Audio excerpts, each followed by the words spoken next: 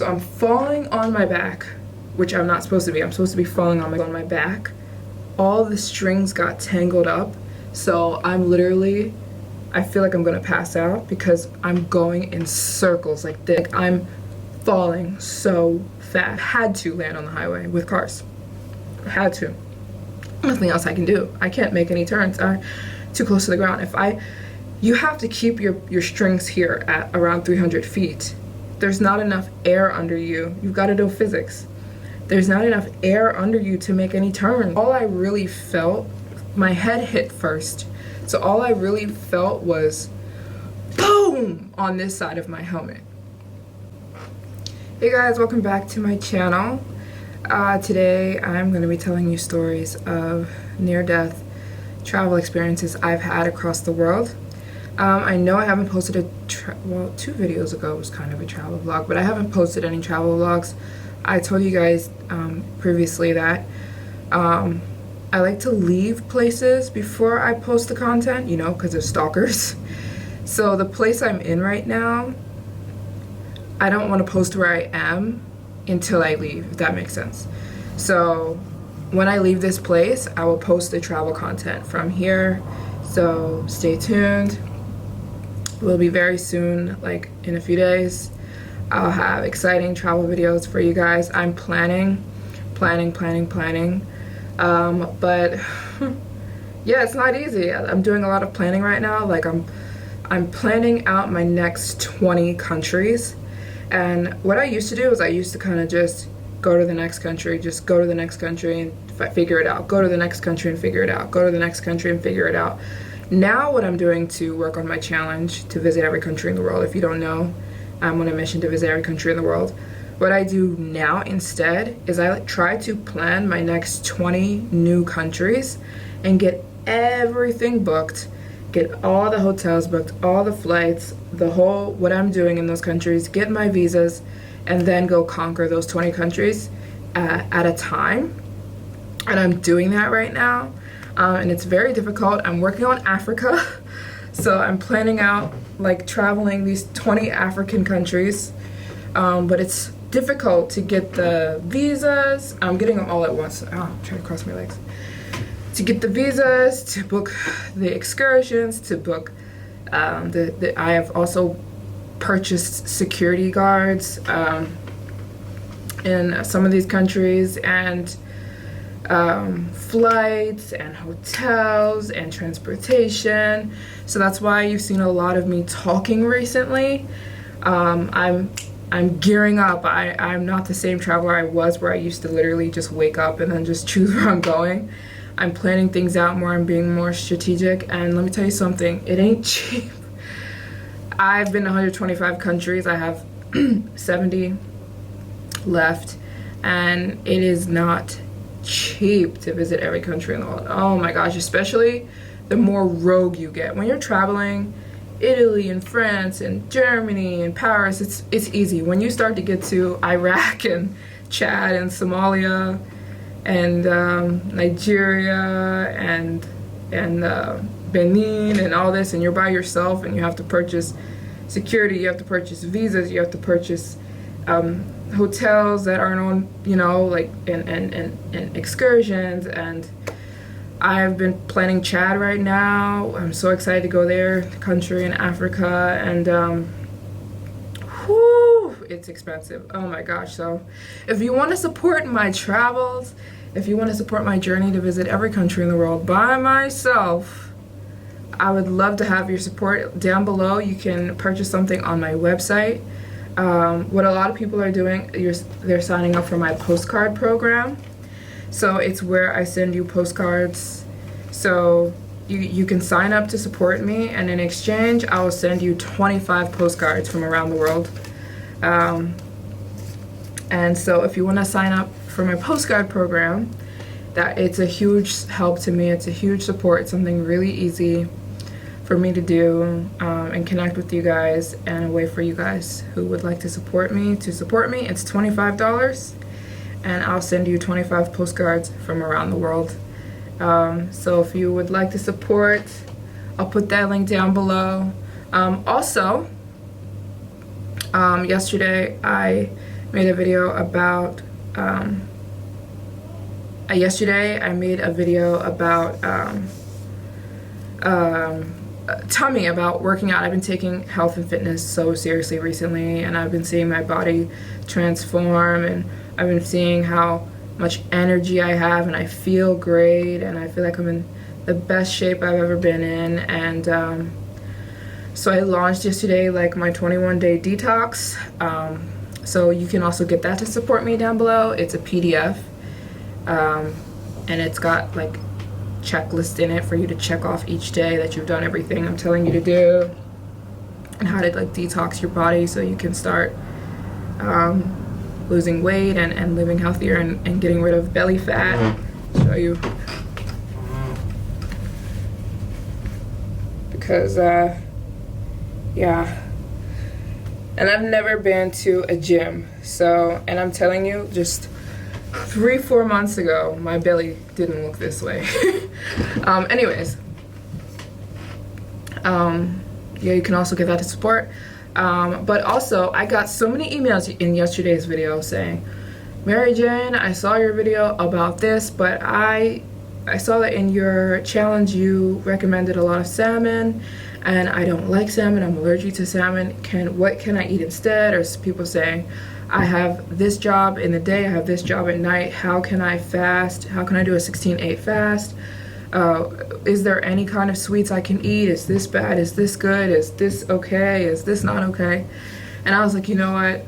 Yeah, I want to help and mentor some of you guys personally who really want help with like what you're eating, and to have more energy, to feel better, because I mean I did it to myself just recently, having no energy, being addicted to sweets, not having a big puffy gut, being full of toxins. And I've detoxed, and I've done so much research, and I've kind of cleaned up myself and gotten myself in shape, so I feel like I'm in a good place to help people.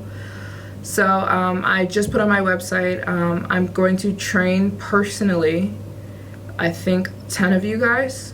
I'm going to train personally. If you sign up to be trained personally by me, it will be 21 days that I will train you. I'll give you my number, my WhatsApp number. We're gonna hop on weekly Zoom calls. I'll make you a personal meal plan. You tell me what you like to eat, or what you feel like you can't give up, or is this okay, is that okay? And I guarantee you, after the 21 days that I personally work with you, you will see a huge difference. You will drop weight, you will feel better, trust me, because I've done it to myself, and I've helped other people in real life, and they've seen the results. So I'll link that down below too, if you want to be personally trained by me on a personal level. Like, we'll exchange numbers, and you tell me personally about your life so I can kind of help you. So I'll link that down below as well. I can only do 10 people, and I'm going to spread them out. So yeah, if there's a spot available and you're interested, grab that. I'd love to help you with health. It's definitely, I'm so passionate about it, so it's really easy for me to help people, because it's something I'm extremely passionate about. So yeah, you can do that down below. But yeah, if you want to support my journey to visit every country in the world, it would be more than welcome. It is so expensive and so hard to be traveling the world by yourself and then paying for it, traveling every country. Even when I talk to rich people, I'll meet rich people all the time, like sitting on airplanes, like in first class, or whatever, like in the airport, and they're rich old people, and they're like, how the heck are you affording this? Like, how are you affording to travel every country in the world? And I'm like, it's one day at a time, and sometimes I have to take breaks and step back, like I am right now. I'm still in a foreign country, but I mean, I'm not like hustling country to country to country, new country, because I'm trying to prepare first and get, like, if I could, I was like, my life would be so much easier. I've never done this before, is like book 20 countries at once and then just go tackle it, you know, because before I wasn't doing it that way, and it was draining, and like it was just not possible. So that's what I'm doing right now. Don't worry the crazy me adventure girl that's going to all these dangerous countries is still here. She's still here. She's just trying to book it first. I'm trying to book all these countries. I'm going to Iraq soon, Iran. I'm going to Chad. I'm going to tackle a lot of these African countries. Hello?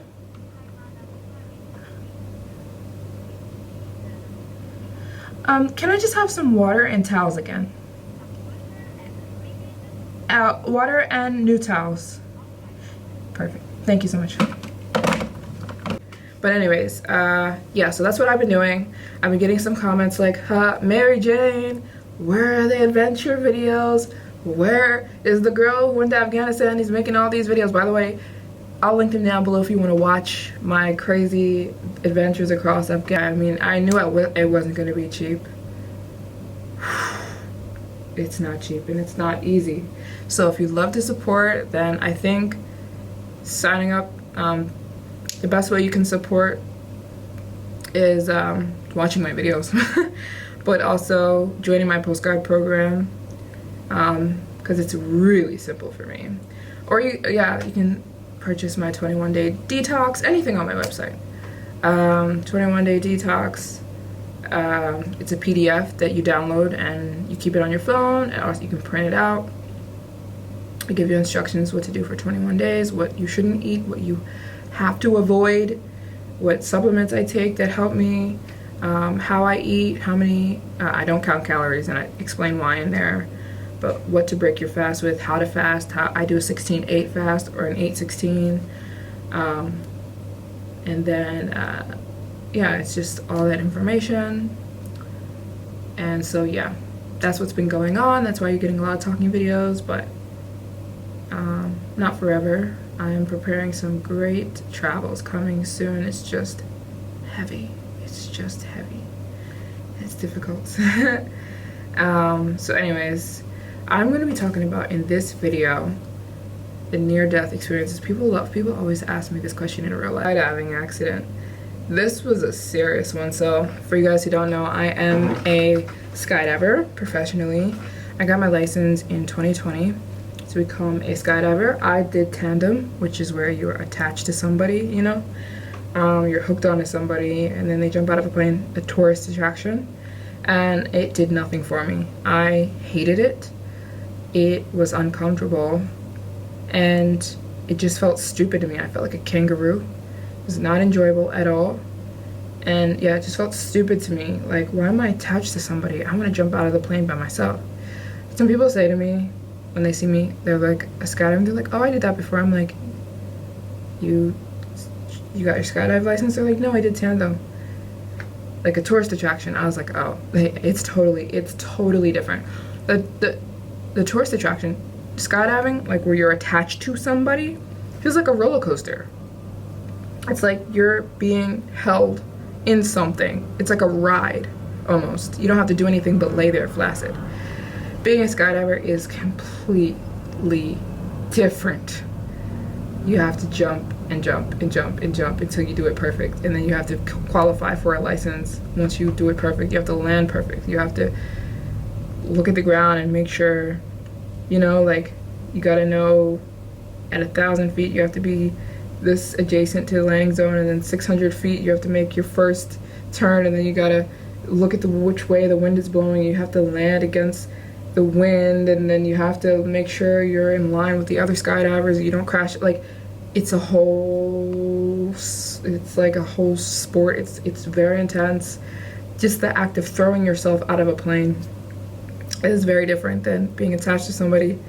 But yeah, I'm a professional skydiver.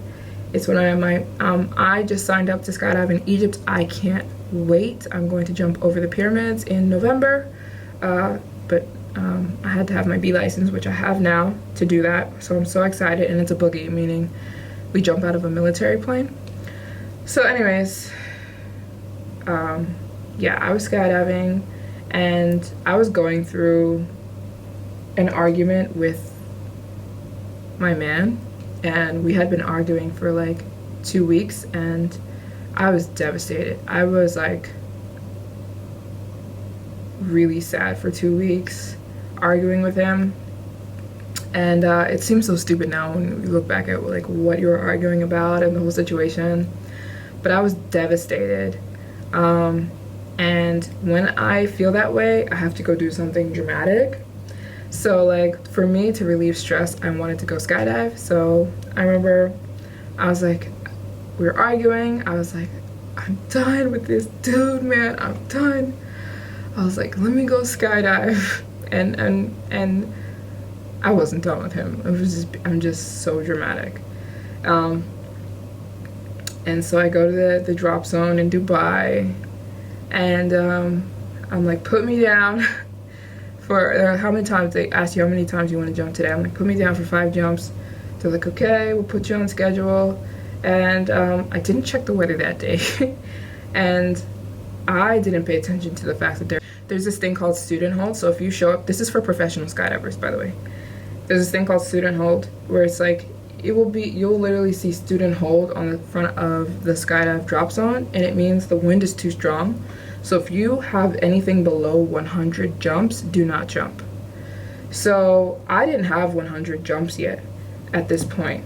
I think I had somewhere around 30, 40, 50 jumps, somewhere around there. So I should not have been jumping because the wind was too strong. You need to be very skilled to jump in these winds. Basically, that's what student hold means. And usually they won't let you jump if you have they won't let you jump if you have anything under 100 jumps, but I think they weren't paying attention that day because there was a lot of people at the drop zone and they expect you to know that. And usually if it says student hold, you don't want to jump, right? You don't want to die. But I went anyways. I was like, F student hold, I don't care. I'm going to skydive. Bad idea. So I was in the plane and I was still fired up, still mad, you know, just thinking about, I'm done with this dude, I'm so done with him, and blah, blah, blah, and, you know, just being a girl. And I'm in the plane, and immediately, as soon as I jump out of the plane, I immediately realized it was different. It was different from any other time that I had skydived.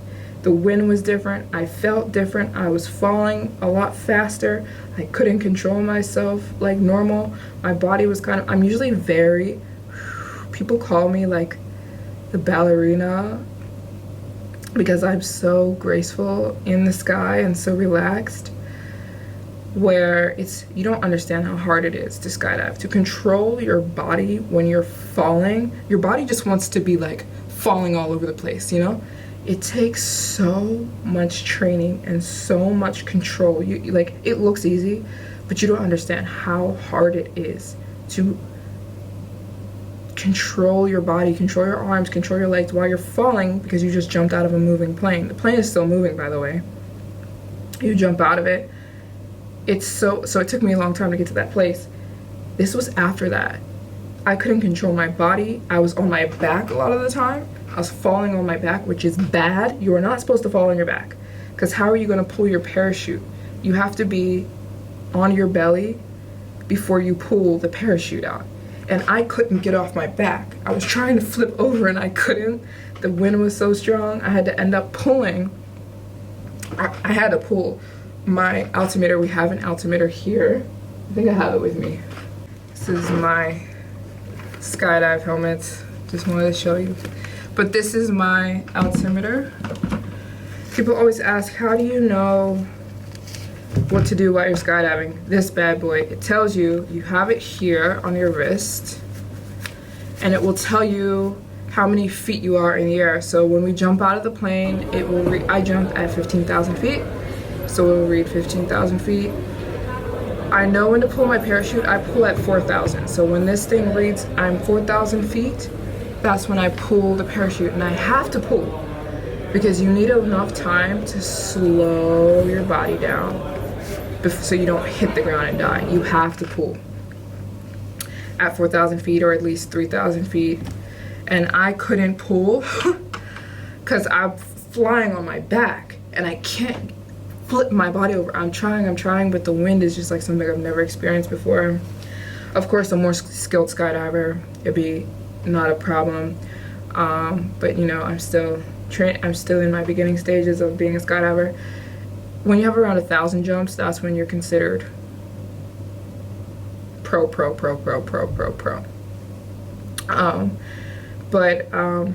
Yeah, I'm trying to pull. I look at my thing and it's reading 3,500 feet and it's dropping fast, 3,000 feet. I'm like, I have to pull. I'm already too late to pull. So I pull on my back. So I'm falling on my back, which I'm not supposed to be. I'm supposed to be falling on my belly.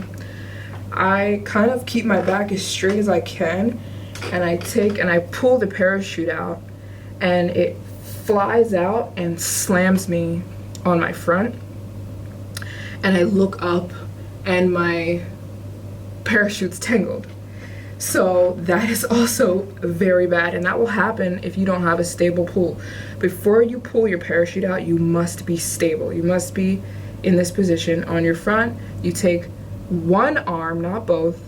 You pull your parachute with one arm. You throw it, by the way, like it's on fire. That's what we were taught. You throw your parachute like it's on fire, because if you hold on to it, it'll break your arm. It'll pull your arm out of your socket.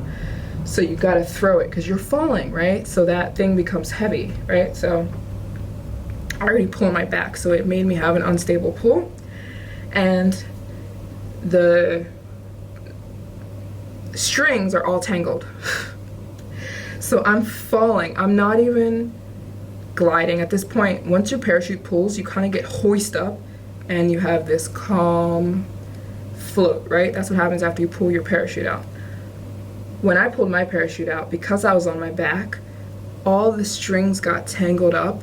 So I'm literally, I feel like I'm gonna pass out because I'm going in circles like this. I'm just being drug in a circle, and I'm just torpedoing towards the ground. I can't even look at my altimeter. I feel like I'm gonna pass out. So I just kind of close my eyes and I'm trying to pull the parachute apart. So basically trying to save my life. I'm pulling the parachute apart as best as I can, and I finally get it open. Like, finally get that thing open. I haven't even looked where the drop zone is, by the way. At about 1,000 feet, when that altimeter reads 1,000 feet, you look at your altimeter, it will read 1,000 feet.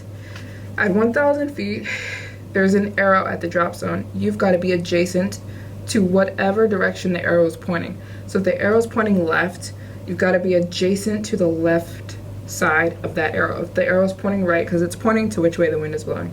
If the arrow is pointing right, you've got to be adjacent to that right side of the arrow. Then you're going straight, kind of following that arrow. You check, it'll say 600 feet. At 600 feet, you make your first right turn to be, now you're flying towards the drop zone. Then you look at 300 feet. 300 feet, you make your last and final turn into the drop zone, and you kind of just let yourself land, and that's how you land. It's the same way airplanes land at an airport, so that no airplanes crash into each other. You have a sequence, so that no one crashes into each other, and so that you land the right way. I didn't look once at the drop zone. I already knew that I was probably below 1,000 feet. I already knew I was probably nowhere near the drop zone because I was spending most of the time trying to untangle my parachute.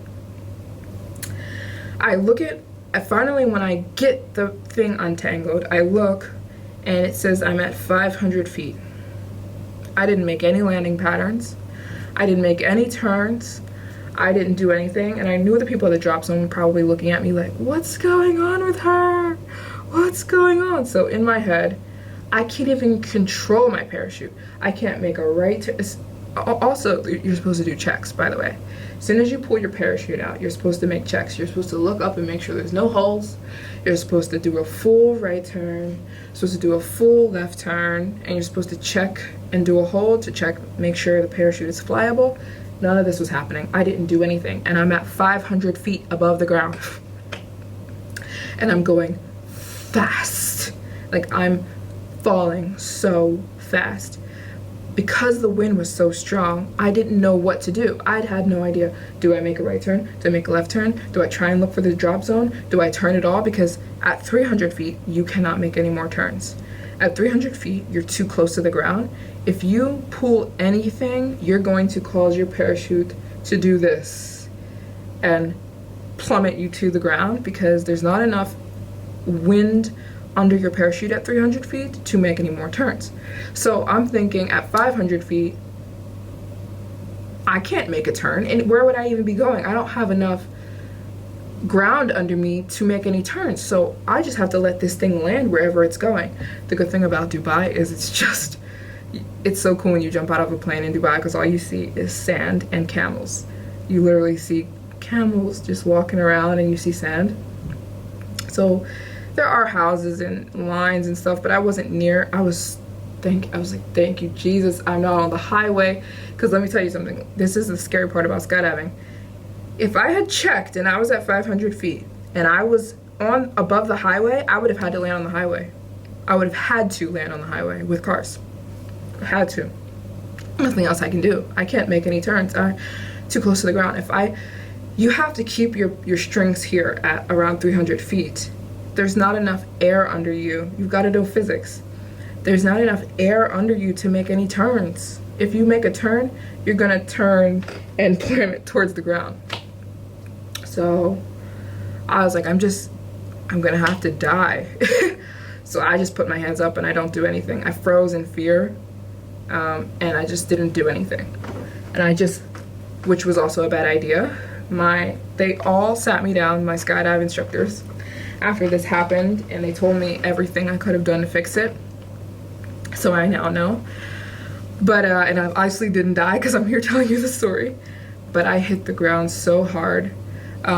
This helmet is amazing because it was obviously on.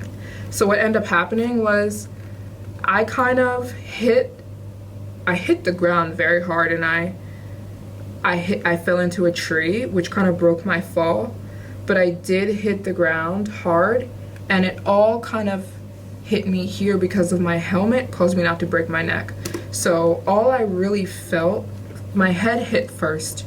So all I really felt was boom on this side of my helmet. But the helmet took up so much of the fall, so that, I mean, it took up the hit, you know what I mean? The hit kind of hit the helmet. So I was in pain, I was crying, and all of our parachutes, they have tracking devices, so the people from the drop zone immediately came to get me. They all were scared. They all were watching the whole thing happen on the ground, you know? And they were running toward me, and I have this thing inside of me that doesn't want anybody, like, I don't ever want to feel like the weak little girl, you know, in this arena full of guys. You know, skydiving is like a guy sport, so I didn't want to feel like the little girl who made the big mistake. So I didn't cry when they came to get me. When they were like, Maryjane, are you okay? They're on the golf cart coming to get me. I'm like, I'm fine. And they're like, are you sure? I'm like, yeah. They're like, are you hurt anywhere? I probably should have said yes, because, you know, maybe I should have gone to the hospital. I did end up going later, but I took myself. But I was holding back tears because all this right here hurt so badly. And my shoulder hurt because this is the part that hit the ground, and my hips hurt a little bit because that hit the ground second. It was like I had a two-part fall. It was like bang, and then the second part of my body hit the ground second. Anyways, I had a full-blown crash into the ground.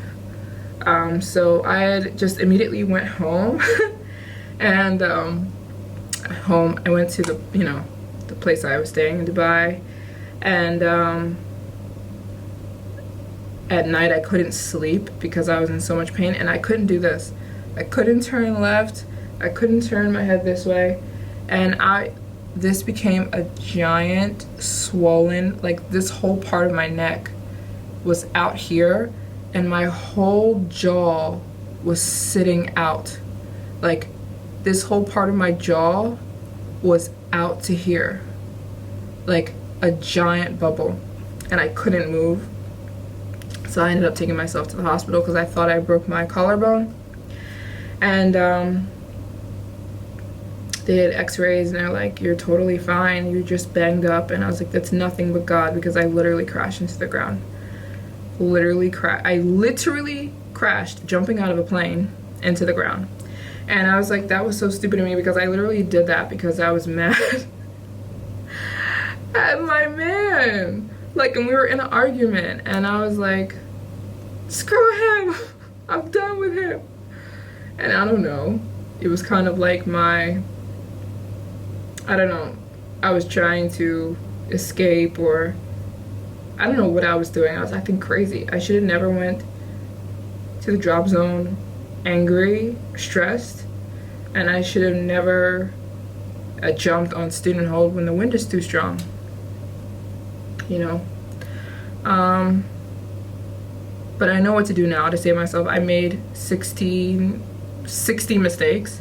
If the same thing happened again, I know how to skydive now in strong winds.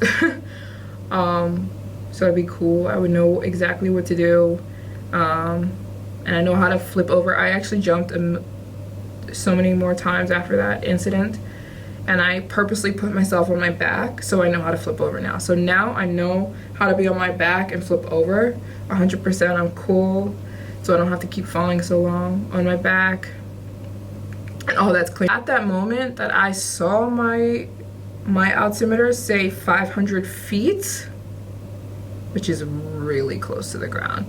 When you're skydiving, it takes 1 second to get to the ground from 500 feet. I was like, yeah, I'm done for. I'm done for. I'm going to die. And I was kind of preparing for it. There's nothing I did. I should have pulled in my. They're like, why didn't you brake, dummy? Like, you know, a skydive, the same way a car has brakes, a parachute has brakes. It's called. You pull. This is your first pull. It will slow you down a lot. And your second pull, you pull your strings all the way down. It's hard too. It takes a lot of muscle. I didn't do anything. They're like, you know, you have brakes. The brakes would have slowed you down a lot. I didn't do anything. I was just paralyzed in fear. That's what fear means, actually. Fear means frozen. You're stuck. You're paralyzed in fear. I was just fear at that point. So all the thinking, all logic went out the door, and I was really banged up. I couldn't move for a long time. I'm so grateful I had no broken bones, which I still can't believe. Nothing was broken. There should have been no reason. It's just God. And that's why I always tell people tell me, oh, you need to, this is gonna happen, that's gonna happen to you. My whole life people have been telling me this kind of stuff. What's gonna happen to me, how things are gonna turn out for me, how I'm unsafe, how this and that is not good. And things have happened to me, for sure, like that incident and other scary incidents, but guess what? I'm always fine. And I have so much evidence that God is protecting me and He's taking care of me. So at this point, I know that. So anybody trying to tell me I'm gonna die, or something bad is gonna happen to me, or I'm headed for doom and gloom, or God is not protecting me, or whatever, like, you're wasting your breath. I already know He is. I have too much evidence. I know that He's protecting me, and end of story. So I'm gonna believe Him, and I'm not gonna believe humans. Humans only see life from their own perspective, and I think people forget that the only thing you know about life is what you've seen through your 2 eyes, right? And things you've heard. That's it. So I don't understand why people who don't live similar lives to me try to tell me about my life, you know? You don't know what's gone on in my life. You don't know the trouble I've gone through and come out the other side a better person, and how God has protected me and when He didn't have to. So that's why I don't worry about anything, and I don't care about trouble. It doesn't last. And even bad situations, they're here to teach you something. They're here to teach you something and make you better if you allow them to. And so I didn't take that situation for granted and made me a better skydiver. I actually went back to the drop zone to skydive the next day, and everyone was looking at me like, are you out of your mind? Because I had become afraid of skydiving. I literally was shaking in bed that night saying, I don't think I'm ever going to be able to jump out of a plane again. I can't do it.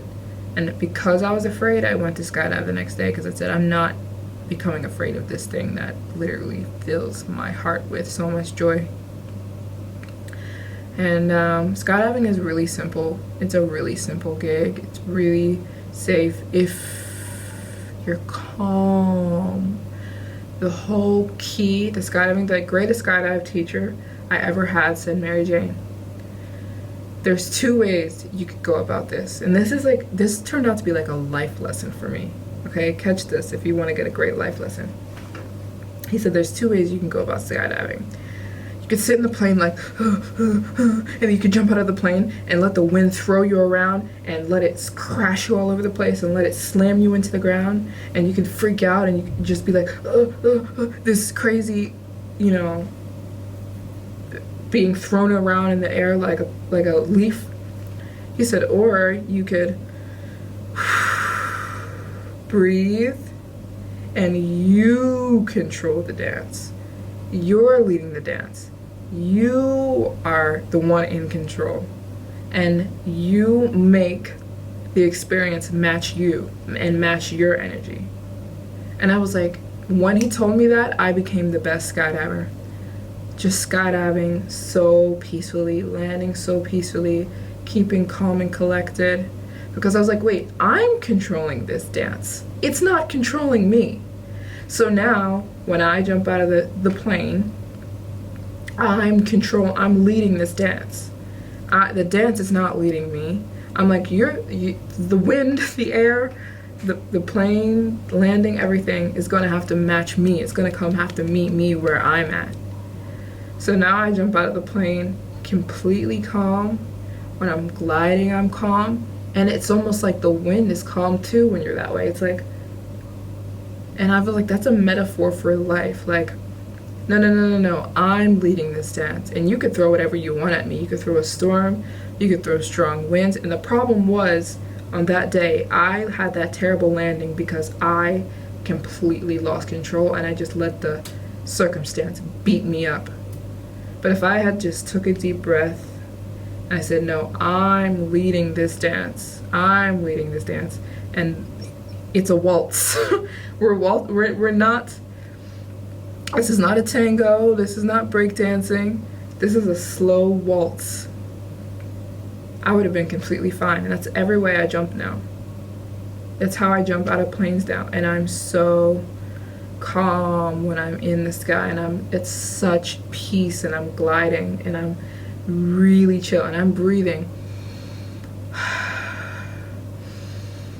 I'm breathing so I'm calm, because I was like, you're not controlling me. I'm in control.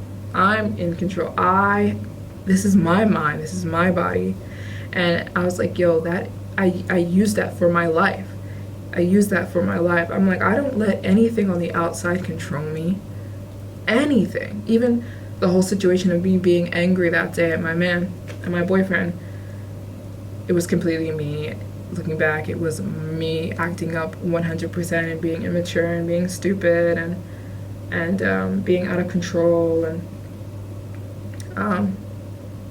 that will cause issues when you are out of control. And when you let your emotions control you, that's exactly where you're going to end up, even if you don't go skydiving. That's where you're going to end up. You've got to always be in control. I lead this dance of my life. I don't control your life. I can't control your life. I can't control your life. I can't control what you say. I can't control what you do. I can't control anything else. I can control me.